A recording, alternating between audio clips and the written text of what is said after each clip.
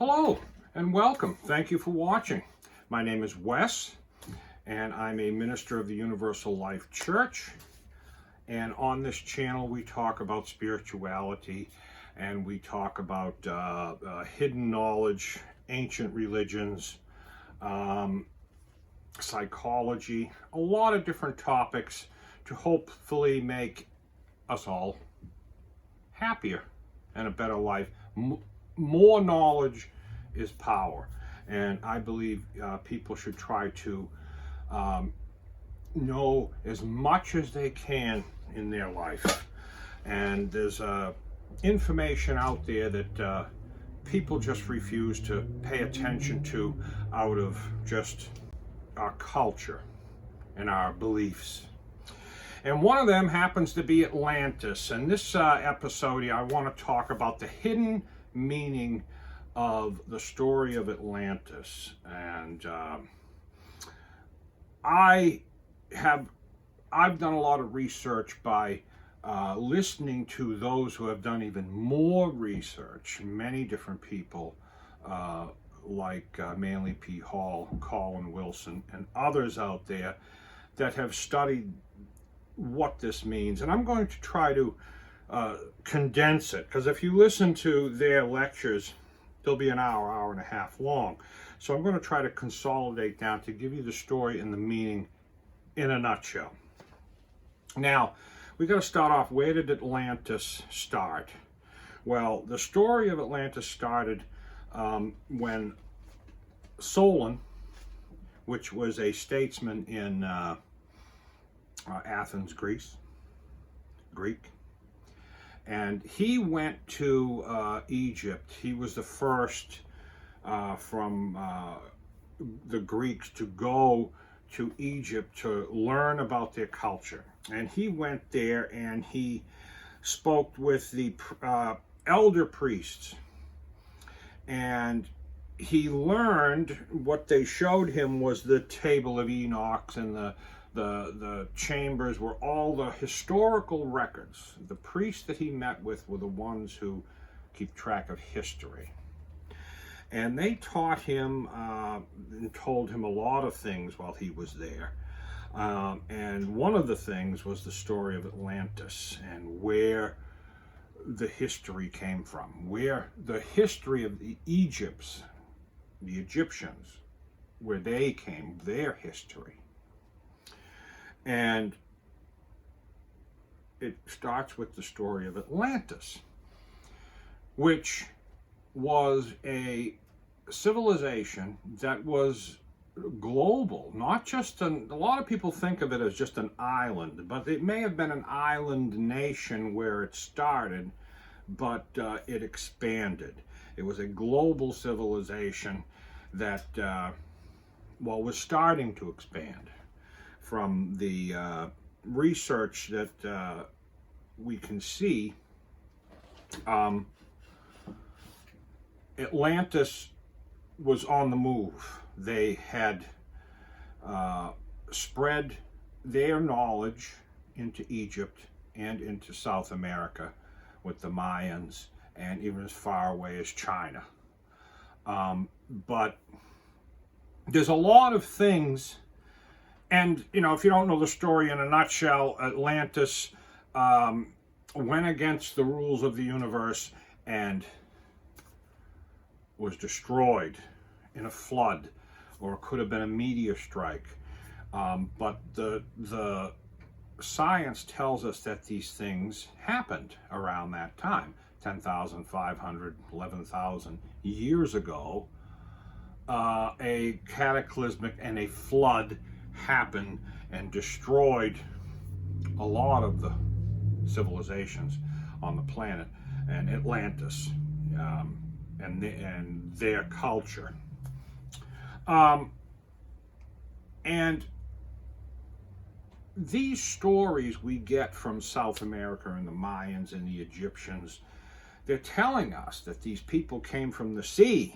These are people that came across the oceans, even in Eastern and China. These cultures are also they all talk about this beings that come from the sea that teach them knowledge. They say they're going to return, and they don't. And a great flood happens and wipes them out. They don't return. Now, what happened? Now, according to Plato and a lot of these researchers, what happened to Atlantis was they didn't abide by the rules of the universe. The Atlantis was from what is written, they had technology far beyond anybody else on the planet at that time. This was a civilization that existed and was wiped out with a lot of other people and beings at that time. Plato and also Manly P. Hall and others who read into this story say that the story says that the reason that they were wiped out was they didn't follow the rules of the universe and what the powers that they had, which were consciousness powers, and as we could see, and they could do a lot together as a unit, and they broke the rules, and the universe wiped them out because of it. So what are these? What are these rules that were Atlantis was supposed to live by? Well, Atlantis was a very advanced society for its time in the world history, and there's so much evidence of maps, ancient maps that show Antarctica without the land that's under Antarctica. And the only way you'd know that is if you saw it before there was ice. So these maps have been rewritten over time, copied, because these paper maps wouldn't last that long, and it really shows a lot of evidence that there was a maritime civilization that could travel the world's oceans and had great, fantastic building techniques, and they taught them to other people around the globe that were not as advanced as they were, and the Egyptians being one of them. And that's their story. That's what they're saying, where if you ask the Egyptians and the historians, that's where they got their knowledge from the Atlanteans. They had an ability, more advanced. They're just humans. They're not, well, some people think they're from outer space or something, but I don't know. There's no evidence to that. But there is evidence that they were probably humans with just more knowledge. And this same idea was brought up with Francis Bacon, who wrote The New Atlantis, saying that the United States, or America, was the new Atlantis. And they were going to follow the rules of the universe, which was to work together in unison. That's what the way human beings are supposed to work. And civilizations that have rose, Atlantis, the Egyptians, Rome, all the biggest empires have all collapsed up until ours. And we got to look and see, well, why did these civilizations like Atlantis, Rome, Egyptians, why did they collapse? Why were they so big, and what happened? What is causing the collapse? Now, I said the universe caused the collapse of Atlantis. It sent in a asteroid that probably hit the Earth. I mean, we take core samples and we know of major devastation and flooding and climate changes happened about 10,000 or 11,000 years ago. We can see that. So something major happened, and all all the religious texts talk, well, not all of them, but a lot of them talk about a flood that happened that wiped out civilization and the knowledge before it. So what happened? But what happened to the Egyptians? They had this fantastic knowledge to put these pyramids together with such precision, and the records show, to make a long story short, that they knew the circumference of the earth. How did they know that? Hermes, the god of Egypt, who was probably from Atlantis, an Atlantean, and had this knowledge, and he was there like a missionary to teach, maybe after the mainland of Atlantis was destroyed. And you look at the Hermetic principles that Hermes, some people call him Hermes Trismegistus. If you look at the Hermetic principles, it's hard to imagine that someone back 2,000, 3,000 or more years ago, 2,500 BC, 5,000 years ago, would know that everything in the world vibrates. Everything vibrates. Everything has a vibrational rate because the earth vibrates. So everything does. And some things vibrate at different rates. But he knew. And he knew that. And he knew a lot of other... Just take a look at the Hermetic principles. And when you read them, understand that they were written 5,000 years ago or more. So there was knowledge. There was great knowledge about the human mind and consciousness as well, and how society should thrive to be successful, and what you need to do for a society to succeed and survive. Doing the wrong things causes a collapse. So what are the wrong things? Well, you look at it, it's very simple. They've been telling us for years, everybody. Selfishness and selflessness are the two major forces in the world.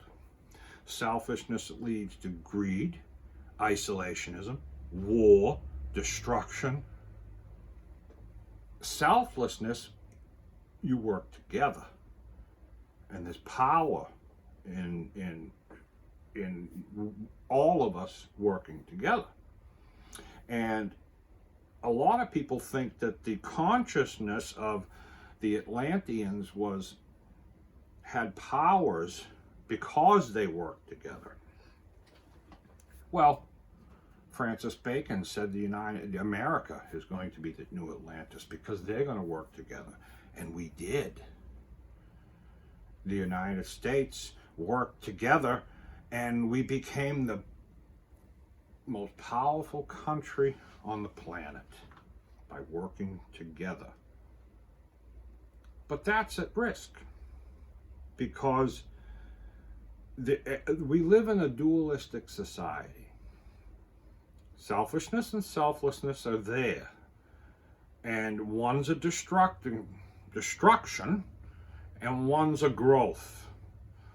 And when a society moves to that selfishness, isolationism, they end up, it's just natural. It's the powers of the universe are going to cause the collapse of that country, of that nation, of that civilization.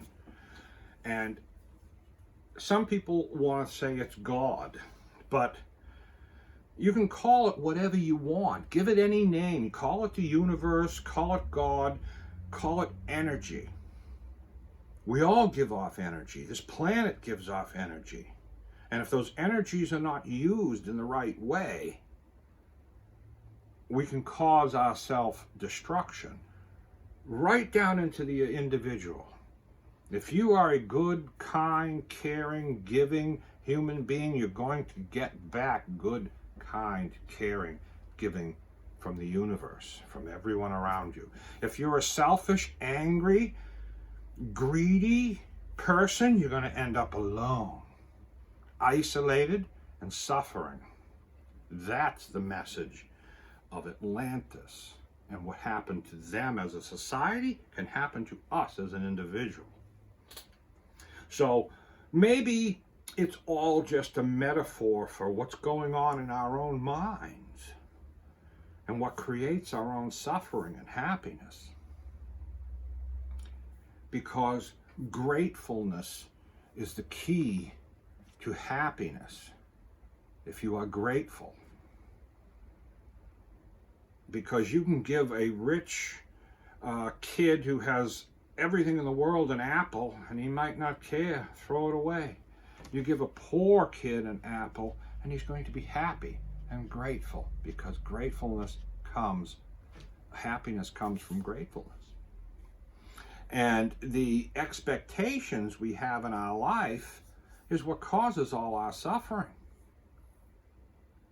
And these are the rules that we have to understand if you want to be happy, or you want to be a successful civilization or a nation or whatever.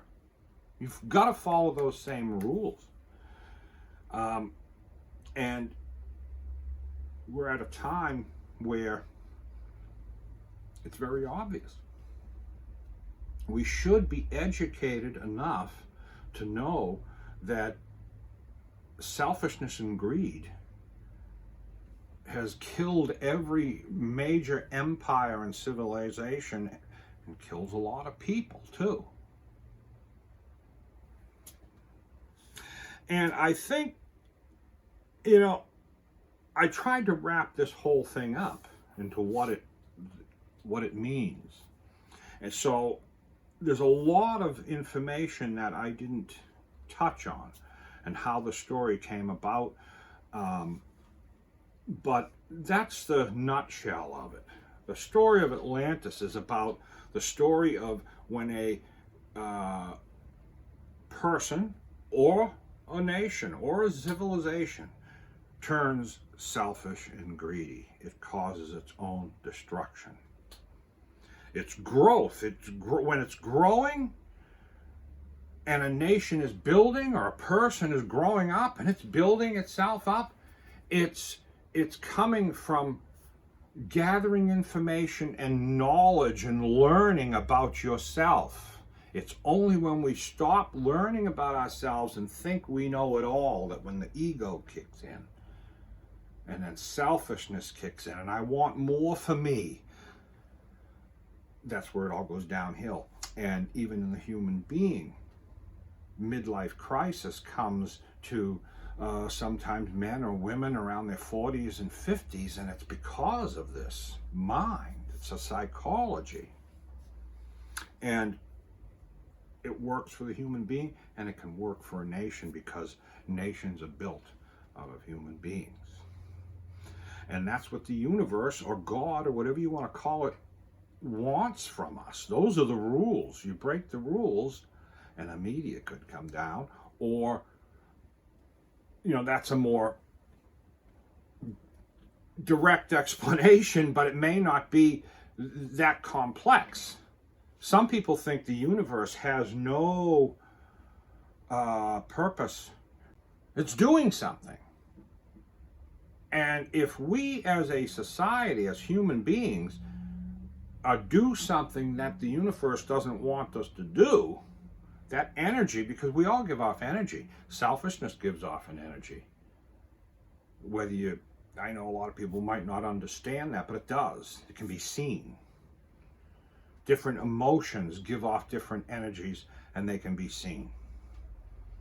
A person can walk into a room and everybody lights up. Another person can walk in the room and everybody is down. That's the energy. And it's powerful. And some people call it black magic. But when there is knowledge about how these things work, and there is a thing that's called black magic. It's psychological. It can take over the minds of people. And if this knowledge gets in the hands of the wrong people, then they can influence huge groups of people to do things that are not in their best interest. That'll cause their destruction. So I hope we learn and pay attention and open our eyes to what has happened in the past and what is happening now. And I think that's everything I want to say on this subject. I wanted to try to keep it short and sweet because that's basically it. There's a lot more stories to it, and I highly recommend you listen to the lecture. There's several from different people, but the one from Manly P. Hall, Atlantis and the Gods of Antiquity, is a great one, and it'll go into more detail. So I thank you for watching. Hit that subscribe button, and we'll see you next time.